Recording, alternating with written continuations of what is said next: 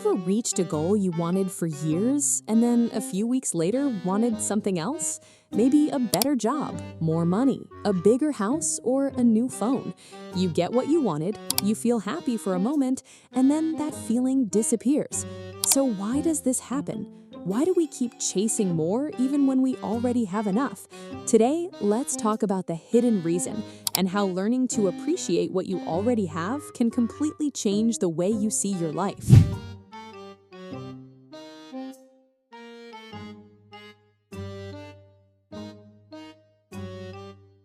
Hello everyone and welcome back to the English Podcast with Zico, the place where you can improve your English through calm, natural conversations about life, mindset, and personal growth. I'm Sarah. And I'm Zico. Zico, can I ask you something? Of course, what's your question? When do you think people finally say, I have enough? That's a surprisingly difficult question.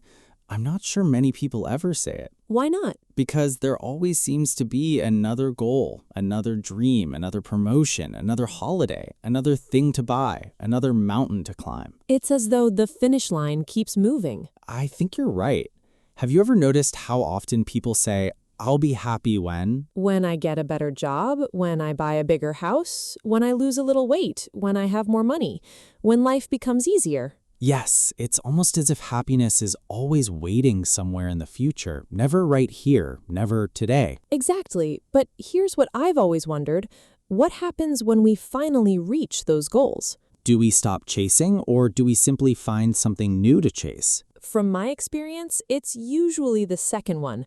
A new goal appears almost immediately. And that's what today's conversation is all about. Today's episode is called Why We Keep Chasing More. Today we'll explore why human beings always seem to want more. Why success doesn't always bring satisfaction, and how learning to appreciate what we already have might be one of the greatest skills we can develop. If you're a B1 or B2 learner, this conversation is perfect for you. And if you're a strong A2 learner, just relax, listen, and enjoy. Let's begin. Zico, do you remember what you wanted most when you were a child? Oh yes, a bicycle. I thought it would change my life. I spent months thinking about it. Every birthday, every Christmas, I hoped that would be the year. And when you finally got it? I was so excited. I rode it every day. I couldn't stop smiling. But after a few months? It became my normal bicycle. It wasn't special anymore. That's interesting. The bicycle didn't change, only your feelings about it. Exactly. At first, it felt extraordinary. Then, little by little, it became ordinary. I think that happens throughout our lives. When we're young, we want a bicycle. Later, we want a car, then a bigger house, then a better salary, then another achievement. There's always another chapter. There's nothing wrong with ambition. Dreams give us direction. Goals encourage us to grow. The problem begins when we believe that happiness only exists after the next achievement. Exactly. Imagine climbing a mountain. You tell yourself, when I reach the top, I'll finally feel complete. You reach the top, you enjoy the view for a few minutes. Then you notice another mountain, a taller one. Usually a taller one, and suddenly the mountain you just climbed doesn't seem quite so impressive. Why do you think that happens? Maybe because human beings quickly adapt. Yesterday's dream becomes today's routine. What once felt extraordinary eventually feels normal. I think that's true.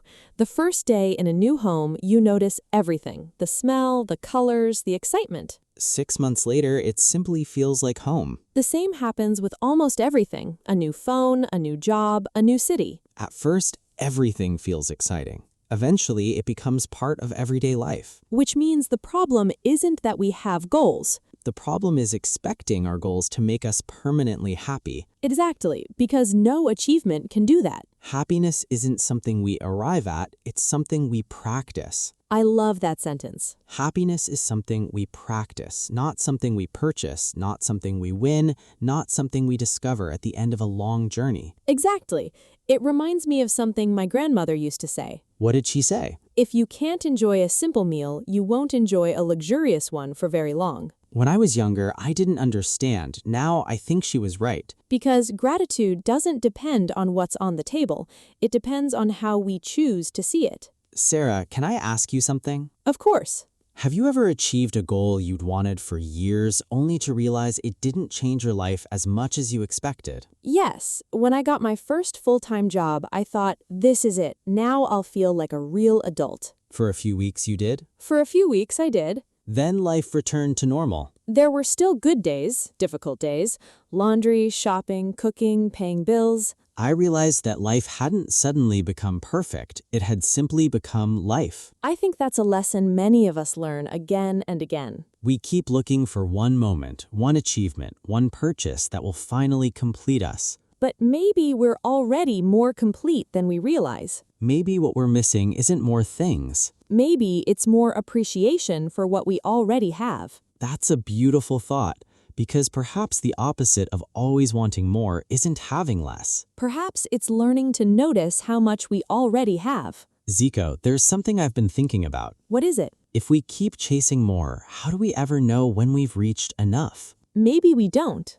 Not because enough doesn't exist, but because we rarely stop long enough to notice it. That's interesting. Perhaps we're so busy looking ahead that we forget to look around. Exactly. Imagine you're driving towards a beautiful destination. You're so focused on arriving that you never notice the mountains, the rivers, or the sunset along the way. You reach your destination, but you've missed most of the journey. Life can feel like that. We're always planning the next chapter, the next holiday, the next promotion, the next weekend, the next year. And while we're planning our future, today quietly becomes yesterday. There's a question I sometimes ask myself. What's the question? If nothing changed over the next year, could I still find reasons to be grateful? I love that question because it reminds us that gratitude doesn't wait for perfect circumstances. It begins with what we already have. Exactly. Clean water, a warm meal, a safe place to sleep, people who care about us, the ability to learn, to laugh, to walk. These things can become so ordinary that we stop seeing how extraordinary they really are. Zico, have you ever noticed how children can become excited about the smallest things all the time? A butterfly, a puddle, an ice cream, a cardboard box. Sometimes the box is more exciting than the toy inside it. Exactly. Children don't spend their day thinking, I'll be happy next year. They're happy because they're fully present right now. Somewhere along the way, many of us lose that ability. We become so focused on achieving that we forget how to appreciate. And appreciation is a skill. It doesn't happen automatically. We have to practice it. I started doing something very simple a few months ago. What did you start doing? Every evening before going to bed, I ask myself, what made me smile today? Some days the answer is something big. Other days it's simply a good cup of coffee or a conversation with a friend. That's beautiful because those little moments are easy to forget. Yet they're often the moments that quietly fill our lives with happiness. There's another thing I've realized. What's that? Comparison makes it almost impossible to feel that we have enough. I couldn't agree more. The moment we compare our lives to someone else's, our attention moves away from what we have and towards what we lack. Exactly. Someone always has a bigger house, a newer car, more followers, a better salary. If comparison becomes our habit, there will always be someone who appears to have more. Which means we'll never feel rich, no matter how much we own. That's why I think contentment isn't about having everything. It's about stopping the endless habit of measuring your life against someone else's. I love that because success shouldn't be borrowed from another person. It should be defined by you. Zico, if someone asked you, what does a successful life look like? Would your answer be different today than it was 10 years ago? Very different. 10 years ago, I probably would have talked about career, money, and achievements. Today, I talk about peace, health, time, friendship, meaningful work, people I love. Those things feel far more valuable to you now? Yes, those things feel far more valuable to me now. I think that's wisdom. Not because goals become unimportant, but because we realize that life is bigger than our goals. Exactly. Goals can make our lives better, but they shouldn't become the only reason we enjoy living. Perhaps the happiest people aren't the ones who have the most. Perhaps they're the ones who've learned to enjoy what they already have. And maybe that's where real abundance begins. Not with getting more, but with finally seeing how much is already here. Sarah, there's something I've realized while we've been talking. What is it? Maybe the problem isn't that we want more. Maybe the problem is that we're afraid that what we already have isn't enough. That's a very honest thought. And I think many people feel that way. We're afraid of falling behind, afraid of missing out, afraid that if we stop chasing, everyone else will move ahead. Exactly. We see other people's lives on social media, their holidays, their promotions, their new homes, their celebrations. And without realizing it, we begin to compare our ordinary days with their best moments. Which isn't a fair comparison because we rarely see their struggles, their doubts, their difficult days, their failures. We only see the highlights. And yet, those highlights can quietly convince us that everyone else is happier than we are. I remember reading a simple sentence: comparison is the thief of joy. The more I think about it, the more I believe it's true. Because the moment we compare, our attention moves away from our own life. Instead of asking, what am I grateful for? We start asking, why don't I have what they have? Exactly. And suddenly our own achievements don't feel quite as meaningful. Zico, do you think it's possible to have goals and still be content? Absolutely. In fact, I think that's the healthiest way to live. Contentment doesn't mean giving up. It doesn't mean stopping your dreams. No, it simply means you're grateful for today while working towards tomorrow. I love that because some people think contentment means being lazy. But that's not true at all. No. Imagine planting a tree. You know it will take years to grow. You still water it. You still care for it. But you don't stand beside it every day complaining that it isn't tall enough. You trust the process. That's a beautiful example. Growth takes time, whether you're learning English, building a career, or becoming the person you want to be. Exactly. We can work hard without living in constant dissatisfaction. You know, I think one of the happiest people I ever met was my neighbor when I was a child. He wasn't wealthy? He wasn't wealthy. He lived in a small house, he drove an old car, he worked in the same job for years. But he was happy? Every evening, he sat outside his house, watched the sunset, and smiled at everyone who walked past. What do you think made him so happy? I think he appreciated what he had. Instead of thinking about what he didn't. Exactly. He wasn't waiting for life to become better. He was already living it.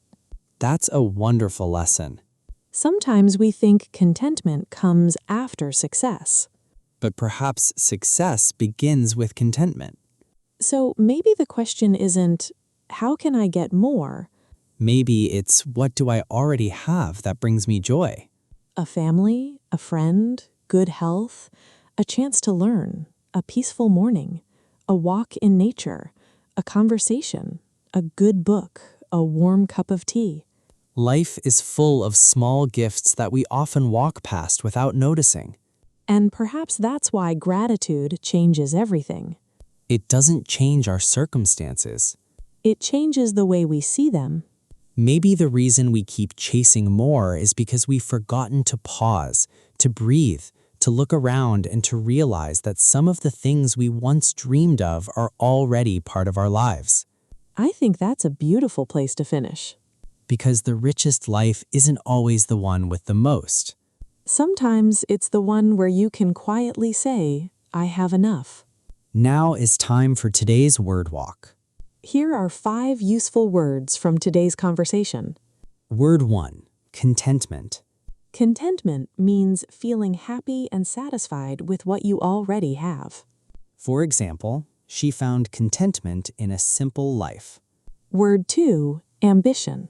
Ambition means a strong desire to achieve something important. For example, his ambition inspired him to keep learning. Word 3, fulfillment. Fulfillment means a deep feeling of happiness that comes from living a meaningful life. For example, teaching gave her a sense of fulfillment. Word 4, gratitude. Gratitude means the feeling of being thankful for what you have. For example, he begins every day with gratitude. Word 5. Satisfaction. Satisfaction means the pleasant feeling of knowing that something is enough or has been done well. For example, she looked at her work with great satisfaction. Thank you so much for joining us today. We hope this conversation has encouraged you to pause for a moment and appreciate what's already in your life. Dream big, work hard, keep growing, but don't forget to enjoy the place where you are today. Because one day, today may become the moment you look back on and realize these were the good old days. This week, instead of asking, "What's the next thing I need?" try asking, "What do I already have that brings me joy?" The answer might surprise you. If you enjoyed today's episode, please subscribe to the English Podcast with Zico. Leave us a review and share this episode with someone who might need this reminder. And we'd love to hear from you. When was the last time you stopped and thought, "I already have enough"? Share your thoughts in the comments.